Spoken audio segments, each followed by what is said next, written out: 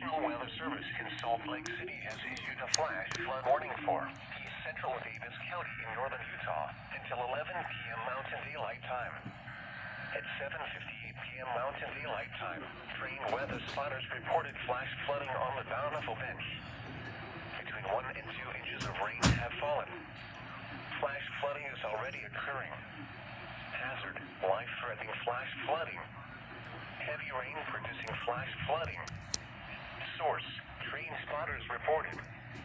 Impact: life-threatening flash flooding of creeks and streams, urban areas, highways, streets, and underpasses. Some locations that will experience flash flooding include Bountiful and Centerville. Turn around. Don't drown when encountering flooded roads. Most flood deaths occur in vehicles. Move away from recently burned areas such as the Gun Range burn scar.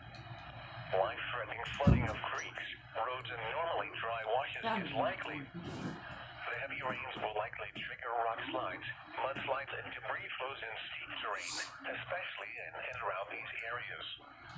Repeating, a flash flood warning has been issued until 11 p.m. Mountain Daylight Time for the following county: Davis, Utah.